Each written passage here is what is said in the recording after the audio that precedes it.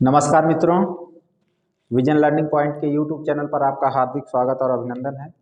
जैसा कि आप जान रहे हैं कि आपके जो समास की श्रृंखला चल रही थी उसमें हम लोगों ने अव्ययी भाव समास, तत्पुरुष समास और कर्मधारय समास की चर्चा कर लिए थे।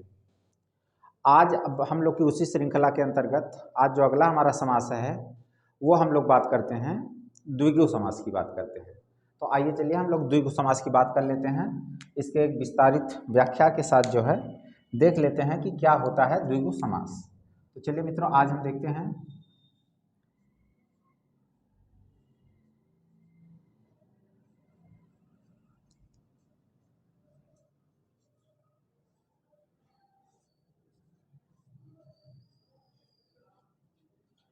ये हमारा द्विगु समास है। जैसा कि हम लोग इसके पहले जब तत्पुरुष समास पढ़ रहे थे तो उसमें हमने आपसे बात किया था कि तत्पुरुष समास के अपने दो भेद होते हैं। पहला आपका समान अधिकरण तत्पुरुष होता है, दूसरा व्यधिकरण तत्पुरुष होता है। अगर जो मित्रों को जिन्हें ये बात न समझ में आ रही हो, पिछले वीडियो में जाकर के वीडियो को देख लीजिए एक बार। अब बात आती है प्यारे मित्रों, यहाँ द्विगु समास क्या है। तो जो हमारा तत्पुरुष समास के दो प्रमुख भेद थे, समान अधिकरण तत्पुरुष और व्यधिकरण तत्पुरुष। तो समान अधिकरण तत्पुरुष का जो नाम हमने रखा था वो कर्मधारय रखा था, और कर्मधारय का जो है पुनः एक विभाजन मैंने किया था और जिसके अंतर्गत जो है एक समास निकल करके आया था, द्विगु समास। तो अगर आपसे कभी कोई अगर ये व्यक्ति पूछे कि द्विगु समास जो है किस समास का भेद है, तो द्विगु समास जो है, हालांकि स्वतंत्र मान्यता इसको भी प्राप्त है, लेकिन द्विगु समास जो है हमारा क्या है, कर्मधारय का क्या है, एक भेद है। और कर्मधारय किसका भेद है, तत्पुरुष समास का भेद है। तो अगर आपसे पूछे कि द्विगु समास में किस पद की प्रधानता होती है, तो तत्पुरुष से निकला है कर्मधारय, कर्मधारय से निकला हुआ है द्विगु, इसलिए तत्पुरुष समास में अगर उत्तर पद की प्रधानता है तो हमारा क्या है, द्विगु समास में भी उत्तर पद की ही प्रधानता होगी। लेकिन इसकी एक खास बात यह है, यहाँ पर जो बताया गया है नियम में वह ये बताया गया है कि द्विगु समास में जो है पहला पद आपका क्या होगा, संख्यावाची होगा। पहला पद क्या होगा मित्रों, संख्यावाची होगा। यानी इसका जो प्रारंभ होगा, पहला पद को हम लोग क्या बोलेंगे, पूर्व पद। पूर्व पद अपना क्या होगा, संख्यावाची होगा।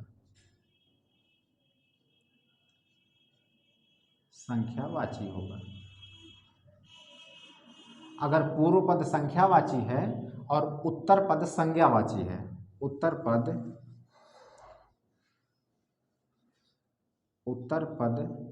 संज्ञावाची है, तो कौन सा समास होगा मित्रों, द्विगु समास होगा। ठीक है। तो अब पूर्व पद आपका कैसा होना चाहिए, संख्यावाची होना चाहिए, और उत्तर पद कैसा होना चाहिए, संज्ञावाची होना चाहिए। और इसमें बहुत कुछ समझने और समझाने के लिए कुछ बात है नहीं मित्रों। आइए सीधे सीधे हम लोग किस पे चलते हैं, उदाहरण पे चलते हैं। उदाहरण देख लेते हैं इसका, कुछ महत्वपूर्ण एग्जाम्पल को हम लोग समझ लेते हैं, उसके बाद की कहानी आगे बढ़ाते हैं। कैसे समझेंगे हम लोग कि पहला पद संख्यावाची है, इस बात को समझते हैं। जैसे प्यारे मित्रों, एक एग्जाम्पल लिखा हुआ है, दोपहर। अगर मान लीजिए दोपहर एग्जाम्पल लिखा हुआ है और आपसे यह पूछ रहा है कि दोपहर में कौन सा समास है, ठीक है ना, दोपहर में कौन सा समास है, तो आप यहाँ पे देख पा रहे होंगे कि पहले दो लिखा हुआ है, उसके बाद क्या लिखा हुआ है, पहर लिखा हुआ है। तो यह दो शब्दों से मिलकर के बना हुआ है, पहला दो है और दूसरा क्या है, पहर है। तो अब ये आप देख रहे होंगे कि जो ये दो लिखा हुआ है, इसको हम क्या, TWO, यानी कि ये 2 है आपका। 2 का मतलब क्या है, एक नंबर है, यानी एक संख्या है। तो संख्यावाची शब्द पहले लिखा हुआ है, तो इसका मतलब है कि जो हमारी ये कंडीशन है कि पहला पद जो है यानी पूर्व पद संख्यावाची होना चाहिए और उत्तर पद जो है क्या होना चाहिए आपका, संज्ञावाची होना चाहिए। तो वो कंडीशन यहाँ पे फुलफिल हो रही है।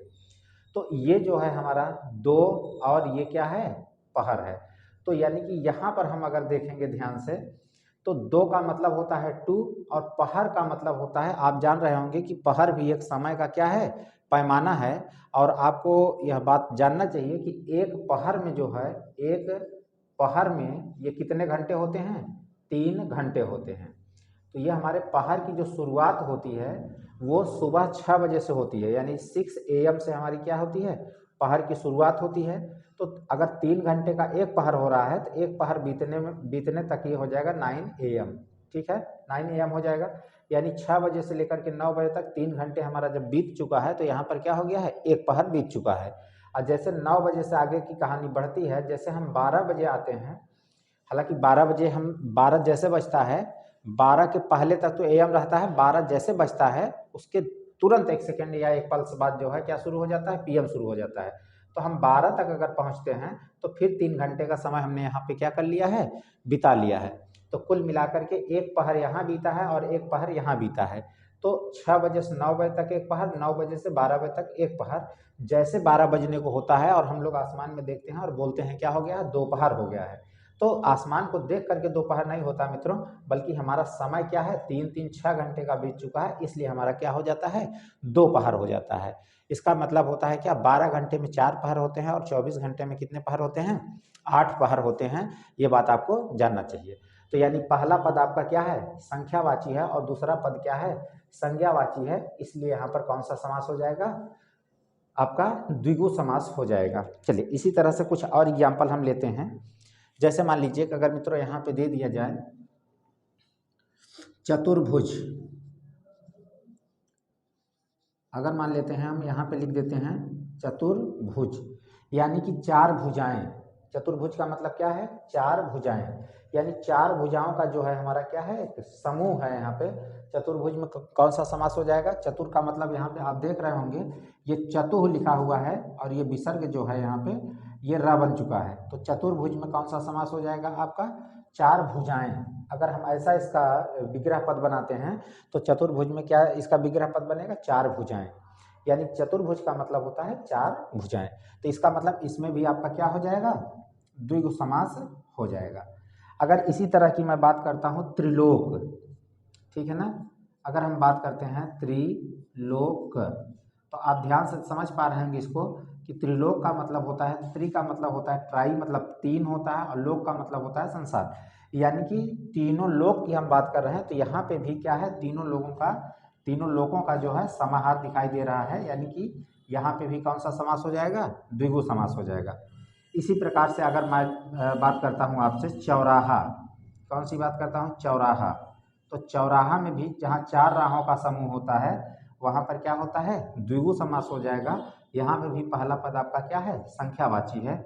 अगर इसी प्रकार से मित्रों मैं बात करता हूँ तिराहा, तो ये आपका क्या हो जाएगा, 3 राहों का समूह हो जाएगा यहाँ पे, और ये क्या हो जाएगा आपका द्विगु समास हो जाएगा। ठीक है। अगर इसी प्रकार से हम बात करते हैं अढ़ाई, अगर हम बात करते हैं अढ़ाई, मित्रों ध्यान से समझिएगा ये बात जो है, ये अढ़ाई का जो मतलब है, इसको अगर हम थोड़ा सा और अगर विस्तार करते हैं तो ये लिखा हुआ है अर्ध, ये अर्ध तृतीय लिखा हुआ है, अर्ध तृतीय, यानी कि 2 पूरा बीत चुका है और तीसरे में जो है ये आधा हम पहुंच रहे हैं, तो अर्ध तृतीय लिखा हुआ है। इसका मतलब ये भी आपका क्या हो जाएगा, द्विगु समास हो जाएगा। जैसे पसेरी लिखा हुआ है मित्रों, पसेरी लिखा हुआ है, यानी कि 5 शेरों का जो है समूह यहाँ पे दिखाया गया है। इसका मतलब यहाँ पे भी क्या है, अव्ययी भाव समास है। जैसे मान लीजिए हम ये कहें पंचमढ़ी, जैसे हम बात करते हैं यहाँ पे पंचमढ़ी, पंचमढ़ी की अगर हम बात करते हैं तो ये भी आप देखिए पंच जो है क्या है, एक आपका संख्यावाची शब्द है, इसलिए यहाँ पर भी क्या हो जाएगा, द्विगु समास हो जाएगा। जैसे हम ये कहते हैं पंचानन, पंचानन, ठीक है ना।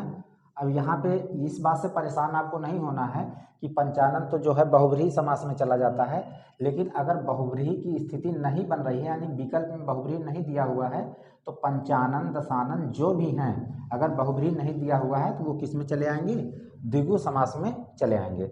इसी प्रकार से मित्रों अगर एक एग्जाम्पल लेता हूँ पंचवटी, पंचवटी, तो पंचवटी भी क्या है, 5 वटों का, यानी कि 5 वृक्षों का जो समूह है वो भी क्या हो जाएगा आपका, पंचवटी द्विगु समास में चला जाएगा। जैसे मान लीजिए इसी तरह से अगर हम बात करें पंचपात्र, पंचपात्र, अगर मैं पंचपात्र की बात करता हूँ तो 5 पात्रों का जो समूह है वो भी आपका किस में चला जाएगा, द्विगु समास में चला जाएगा। ठीक है। तो मेरे ख्याल से आप इसको समझ पाए होंगे कि द्विगु समास में पहला पद यानी पूर्व पद संख्यावाची होता है और उत्तर पद क्या होता है आपका संज्ञावाची होता है। और कुछ महत्वपूर्ण एग्जाम्पल के माध्यम से यानी उदाहरण के माध्यम से मैंने इसको समझने का प्रयास किया। चलिए आइए मित्रों हम अगला समास देख लेते हैं। अगला समास हमारा है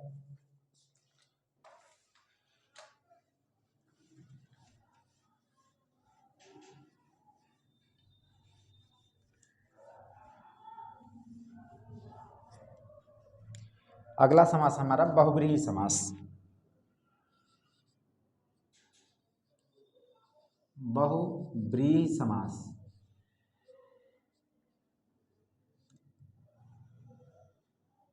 बहुब्रीहि समास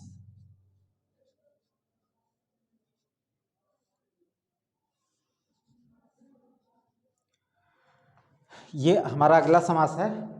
द्विगु समास के बाद हमने बहुब्रीहि समास की चर्चा स्टार्ट कर दिया है। ये बहुब्रीहि ये है बहुब्रीहि समास। अब बात आती है यहाँ पे बहुब्रीहि समास क्या है सर। तो बहुब्रीहि समास भी अपना एक क्या है स्वतंत्र समास के रूप में इसको हिंदी में मान्यता प्राप्त है और हिंदी क्या संस्कृत में भी इसकी स्वतंत्र समास के रूप में मान्यता प्राप्त है। तो चलिए मित्रों पहले ये समझते हैं कि बहुब्रीहि समास में ये जो बहुब्रीहि शब्द लिखा हुआ है बहुब्रीहि शब्द जो लिखा गया है इस बहुब्रीहि का क्या आशय है। तो यानी बहुब्रीहि का आशय मित्रों इसमें ये जो ब्रीहि शब्द लिखा हुआ है इसका मतलब होता है धान। इसका मतलब क्या होता है धान होता है। जैसे आप देखिए कभी अगर ध्यान से देखिए धान में तो न तो धान की प्रधानता होती है, ठीक है ना, उसमें धान तो दिखाई देता है, नाम तो है उसका धान, लेकिन उसमें धान की प्रधानता क्या होती है नहीं होती है, ठीक है। और न तो भूसी की प्रधानता होती है, उसमें प्रधानता किसकी हो जाती है चावल की प्रधानता हो जाती है। तो जैसे धान में धान और भूसी दोनों की प्रधानता नहीं होती है यानी चावल की प्रधानता होती है यानी एक अन्य पद की प्रधानता होती है, उसी प्रकार से बहुब्रीहि समास में जो दोनों पद दिए रहते हैं अर्थात पूर्व का पद और उत्तर का पद इन दोनों पदों की प्रधानता नहीं होती है। यहाँ पर हम इसके अलावा कोई अन्य पद को ही प्रधान समझ लेते हैं, वो उसका अर्थ कोई अन्य पद ही हो जाता है, वहाँ पर क्या हो जाता है बहुब्रीहि समास हो जाता है। लेकिन कुछ इसकी कंडीशन है यहाँ पे ज़्यादा से ज़्यादा चीज़ें जो हैं डिपेंड करेंगी कि आप इसका विग्रह कैसे कर रहे हैं। और ख़ास तौर से जब कोई ईश्वर से रिलेटेड यहाँ पर अगर कोई बात होती है तो वहाँ पर उसको हम बिना किसी सोच विचार के हम किस में डाल देते हैं बहुब्रीहि समास में डाल देते हैं। तो इस आइए हम बात कर लेते हैं कुछ बहुब्रीहि समास के एग्जाम्पल के बारे में। तो बहुब्रीहि समास की परिभाषा समझ गए मित्रों। बहुब्रीहि समास में न तो पूर्व पद की प्रधानता होती है न तो उत्तर पद की प्रधानता होती है। बहुब्रीहि समास में क्या होती है दोनों पदों को छोड़ करके किसी अन्य पद की प्रधानता होती है, तो वहां पर बहुब्रीहि समास होता है। आइए एग्जाम्पल के माध्यम से हम समझने की कोशिश करते हैं। यह आपका जो है उदाहरण हो जाएगा। उदाहरण में आइए हम बात करते हैं, जैसे लिखा हुआ है लंबोदर। लंबोदर, अगर लंबोदर की अगर हम बात करें तो लंबोदर में दो शब्द है, पहला शब्द है लंबा और दूसरा शब्द है क्या उदर। तो यानी कि उदर का मतलब क्या होता है मित्रों, उदर का मतलब होता है पेट और लंबा का मतलब आप समझ रहे हैं यानी कि आकृति उसकी क्या हो गई है बढ़ गई है। तो कहने का मतलब अब बात ये हो गई कि लंबोदर जो शब्द लिखा हुआ है इसमें कौन सा समास हो जाएगा। तो आप देख रहे हैं न तो यहाँ लंबाई की प्रधानता है यानी कि बढ़े हुए पेट की न तो प्रधानता है और न तो उदर की प्रधानता है, बल्कि यहाँ के लिए जो प्रसिद्ध हो गए हैं लंबोदर के लिए वो भगवान गणेश प्रसिद्ध हो गए हैं। और इसलिए जो है यहाँ पर कौन सा समास हो जाएगा, न तो लंबा की प्रधानता है न तो उदर की प्रधानता है, बल्कि यहाँ पे प्रधानता किसकी हो गई है भगवान गणेश की प्रधानता हो गई है। इसलिए लंबोदर का जो अर्थ हो जाएगा वो गणेश हो जाएंगे और जब गणेश हो जाएंगे तो वहाँ अन्य पद की प्रधानता होने लगेगी। इसका मतलब है कि यहाँ पर क्या हो जाएगा बहुब्रीहि समास हो जाएगा। चलिए आगे देखते हैं मित्रों, इसका दूसरा एग्जाम्पल देखते हैं। जैसे दशानन, दशानन, अगर दशानन की बात करते हैं मित्रों तो यहाँ पे दो शब्द से मिलकर के ये बना हुआ है 10 प्लस आनन, यानी 10 प्लस आनन की अगर हम बात करते हैं तो 10 आनन का मतलब होता है मुख, अर्थात जिसके पास 10 मुख हों। तो जब हम ये बात करते हैं तो सीधे सीधे जो इसका मतलब इसमें विख्यात पद आ जाता है वो सीधा किसके लिए आ जाता है रावण के लिए आ जाता है। किसके लिए आ जाता है रावण के लिए आ जाता है। आप दशानन बोलेंगे तो सीधे सीधे किस पर नजर पड़ेगी आपकी, रावण पर पड़ेगी। तो इसका मतलब यहाँ पे क्या हो जाएगा, ये बहुब्रीहि समास हो जाएगा। लेकिन मित्रों ध्यान रखने वाली बात है, अगर विकल्प में बहुब्रीहि समास नहीं है तो ये दशानन आपका जो है किसमें चला जाएगा, द्विगु समास में चला जाएगा। चलिए अगला देखते हैं यहाँ से, जैसे लिखा हुआ है पंचानन। पंचानन, पंचानन में भी आप देख रहे होंगे कि जिसके पास 5 मुख हों उसे हम क्या कहेंगे, पंचानन कहेंगे। तो आप जानते होंगे कि हनुमान जी को क्या कहते हैं, पंचमुखी हनुमान जी बोलते हैं। यानी यहाँ पे कौन से प्रसिद्ध हो जाएंगे, हनुमान जी प्रसिद्ध हो जाएंगे, ठीक है ना, यानी बजरंग बली प्रसिद्ध हो जाएंगे।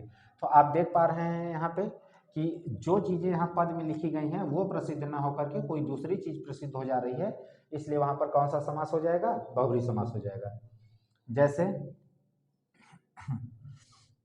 नीलकंठ है, अगर नीलकंठ की अगर हम बात करते हैं, नीलकंठ की अगर हम बात करते हैं तो आपने इसको कर्मधारय समास में भी पढ़ा होगा, ठीक है ना। तो यहाँ पर भी नीलकंठ आ जाएगा जो है। नीलकंठ में जो है यहाँ पर देखेंगे न तो नीला प्रधान है न तो कंठ प्रधान है, बल्कि यहाँ पर कौन प्रधान हो गए हैं, भगवान शंकर जी यानी शिव जी प्रधान हो गए हैं। तो इसका मतलब है कि नीलकंठ में कौन सा समास हो जाएगा, आपका बहुब्रीहि समास हो जाएगा। इसी आधार पर अगर हम देखते हैं चंद्रमौली, कौन सा, चंद्रमौली,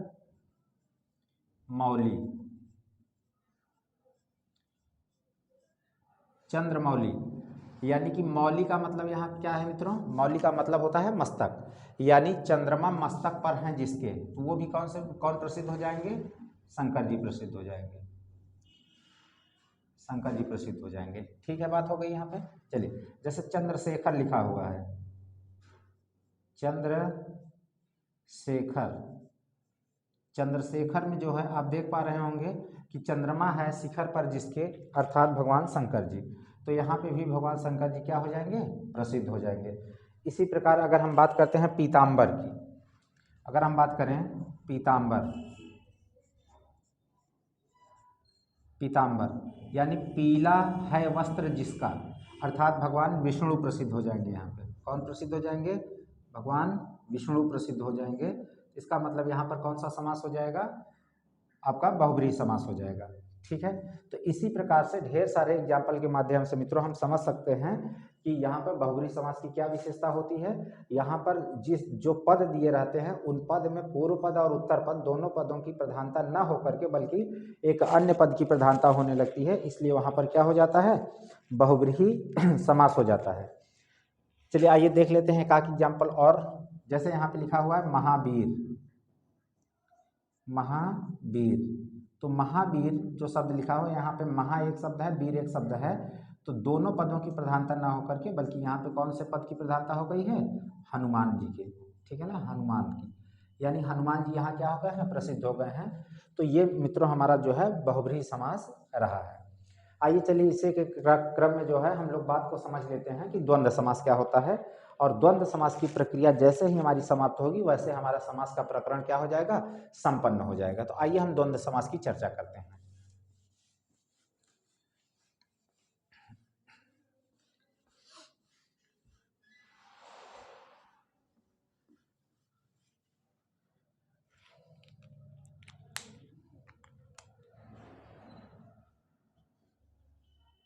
द्वंद्व समास,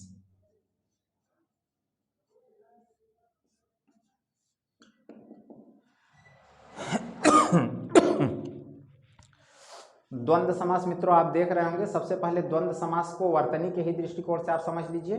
ये जो व लगा हुआ है ये द में भी इस वाले द में भी रहेगा और इस वाले द में भी रहेगा। यहाँ से क्वेश्चन वर्तनी के रूप में आपसे पूछा जाता है कि द्वंद्व को कैसे ठीक ढंग से लिखा जाएगा, तो दोनों जगह पे क्या रहेगा, व रहेगा, ये द्वंद्व समास हो जाएगा। द्वंद्व का मतलब आप मित्रों समझ पा रहे होंगे, द्वंद्व का मतलब होता है दोनों, ठीक है ना। तो जहाँ पर दोनों पदों की प्रधानता होती है वहाँ पर कौन सा समास होता है, द्वंद्व समास होता है। केवल छोटे छोटे समास हैं, इनको समझना है आपको, बस एक बार समझ लीजिए आपका काम क्या हो जाएगा, फाइनल हो जाएगा। तो द्वंद्व समास में क्या होता है, दोनों पदों की प्रधानता होती है। आपसे पूछा जाएगा कि उभय पद प्रधान कह, यानी कि दोनों पदों में प्रधानता किसकी होती है, दोनों पद प्रधान किस में होते हैं, किस समास में, तो द्वंद्व समास में होते हैं। तो यहाँ पे आप कह सकते हैं दोनों पद प्रधान होते हैं, पद प्रधान होते हैं, प्रधान होते हैं, दोनों पद प्रधान होते हैं। इसका मतलब यहाँ पे कौन सा समास हो जाएगा? द्वंद्व समास हो जाएगा। दोनों पद का मतलब आप समझ रहे हैं मित्रों, उत्तर पद और पूर्व पद, या पूर्व पद उत्तर पद, जो भी आप बोल सकते हैं। पूर्व पद और क्या है? उत्तर पद, दोनों की प्रधानता होती है। अब इनके प्रधानता के आधार पर जो है दोनों पदों की प्रधानता होती है। द्वंद्व समास को हम लोग 3 भागों में बांट लेते हैं। पहला आपका होता है इतरेतर द्वंद्व, इतरेतर, ठीक है ना, इतरेतर द्वंद्व। और दूसरा होता है आपका एक शेष द्वंद्व, एक शेष द्वंद्व। इसे ही हम बोलते हैं वैकल्पिक द्वंद्व। इसे क्या बोलते हैं मित्रों? वैकल्पिक द्वंद्व।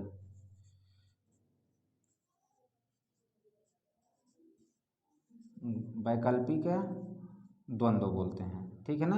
और तीसरा आपका क्या होता है? समाहार द्वंद्व, समाहार द्वंद्व, ठीक। अब इन्हीं बातों को हमको समझना है कि क्या एक शेष द्वंद्व क्या है, वैकल्पिक द्वंद्व क्या है, इतरेतर द्वंद्व क्या है। इतरेतर द्वंद्व की एक खास विशेषता ये होती है कि इसमें दोनों पद जो होते हैं वो अपना अलग अलग क्या रखते हैं? अस्तित्व रखते हैं। यानी इसमें दोनों पदों की प्रधानता होती है और दोनों पदों का अपना अपना क्या होता है? अस्तित्व होता है। दोनों पदों का अपना अपना अस्तित्व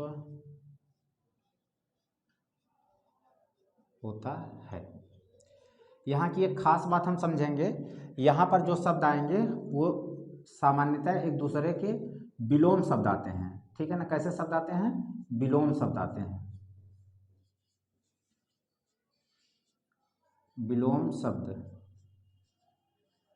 या तो विलोम शब्द आएंगे या तो विलोम की तरह ही जो है कार्य करने वाले शब्द आएंगे, विलोम की तरह कार्य करने वाले, विलोम की तरह शब्द। पूर्ण रूप से जो है ये विलोम शब्द नहीं होते, लेकिन विलोम की तरह कार्य करते हैं। एक शेष द्वंद्व में मित्रों, एक शेष से आप वैकल्पिक द्वंद्व में सदैव जो है बीच में या लगा रहेगा, जैसे माता या पिता, माता या पिता। तो इसमें जो है या के माध्यम से पद को क्या किया रहेगा? अलग किया गया रहेगा।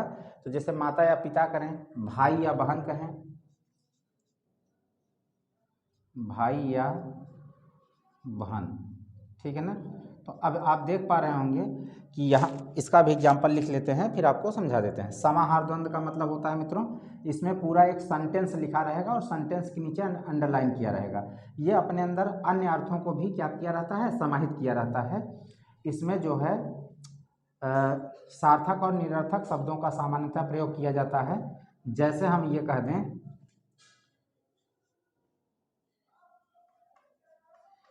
कपड़ा लत्ता, कपड़ा लत्ता लेकर जाना, लेकर जाना। तो आप देख पा रहे होंगे कि कपड़ा एक यहाँ पे एक शब्द है और एक क्या है? लत्ता है। तो कपड़ा का तो अर्थ है, लेकिन लत्ते का कोई अर्थ नहीं है। लेकिन ये पूरा एक सेंटेंस बना करके लिखा गया है और इसके नीचे अंडरलाइन किया रहेगा। पूछेगा कि कपड़ा लत्ता में कौन सा समास है, तो आपको बताना पड़ेगा कि कपड़ा लत्ता में कौन सा समास है? द्वंद्व समास है। और द्वंद्व में भी कौन सा समास है? समाहार द्वंद्व है। अब बात ये आपको समझना है कि कपड़ा लत्ता में सर समाहार द्वंद्व कैसे है, ये बात आपको समझना है मित्रों। ऐसा हम सपोज करते हैं, जैसे मान लीजिए आप कहीं किसी टूर पे जा रहे हैं और आपके मम्मी ने फ़ोन किया, कहा बेटा कपड़ा लत्ता ले करके जाना, तो आप उस स्थिति में क्या क्या ले के जाएंगे? केवल आप कपड़ा और जितने घर में कूड़ा करकट वाले लत्ते हैं सब भर करके जाएंगे, या तो कपड़ा लत्ता का मतलब क्या होता है? आवश्यकता की सारी चीज़ें, भाई टूर में आप जाएंगे, वहाँ आपको साबुन की भी जरूरत पड़ेगी, ठीक है ना, वहाँ आपको ऑयल की भी जरूरत पड़ेगी, वहाँ आपको खाने पीने की भी जरूरत पड़ेगी, वहाँ ब्रश की जरूरत पड़ेगी, वहाँ की हर टूथपेस्ट की भी जरूरत पड़ेगी, हर चीज़ की जरूरत पड़ेगी। तो कपड़ा लत्ता का सेंस यहाँ पे केवल कपड़े लत्ते से नहीं है, ये अपने अंदर बहुत सी बातों को क्या किया है, समाहित किए हुए रखा है। इसलिए यहाँ पर कपड़ा लत्ता क्या हो जाएगा, समाहार द्वंद्व हो जाएगा।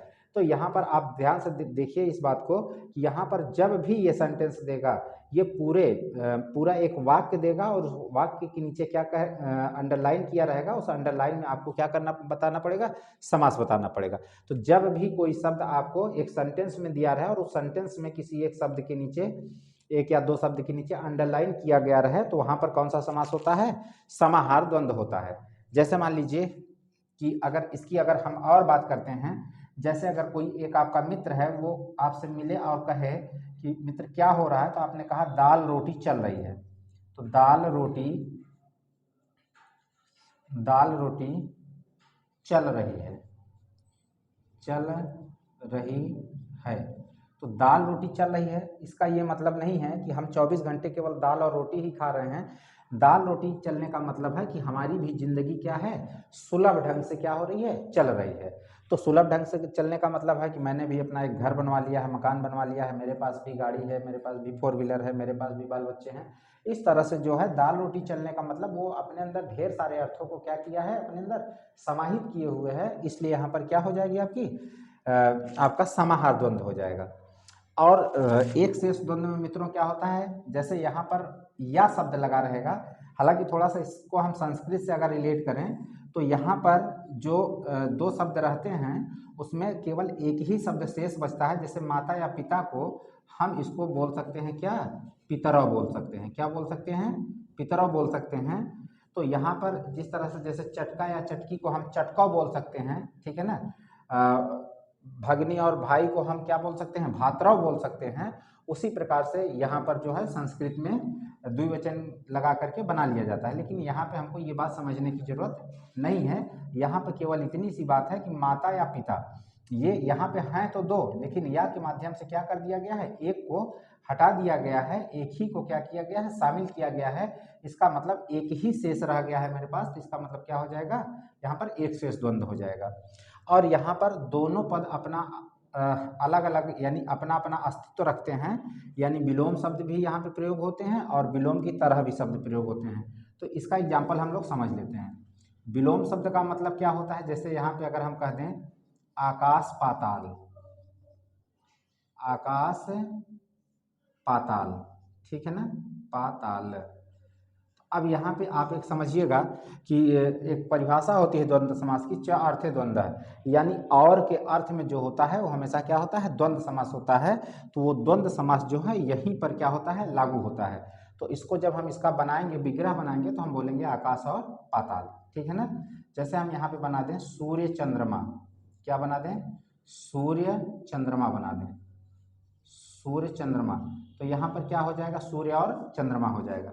जैसे यहाँ पे मित्रों हम कहते हैं सुख और दुख कह दें, सुख और क्या कह दें, दुख कह दें। इसका मतलब यहाँ भी हमारा क्या हो जाएगा, इतरेतर द्वंद्व हो जाएगा। जैसे हम यहाँ पे कहते हैं रात दिन कहते हैं, रात दिन भी क्या हो जाएगा आपका, इतरेतर द्वंद्व हो जाएगा। तो इस तरह से जो है, जैसे यहाँ पे अमीर गरीब,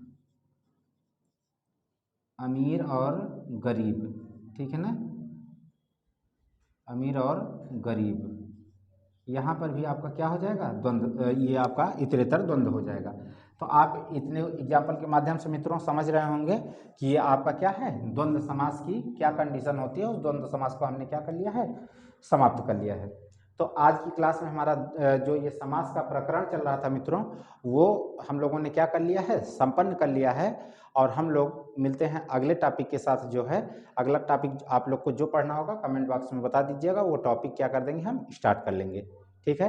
कोशिश करके हम यहाँ पर जो है वर्णमाला शुरुआत करने वाले हैं। तो हम लोग जो है अगला जो हमारा क्लास होगा वो वर्णमाला पे होगा। धन्यवाद मित्रों।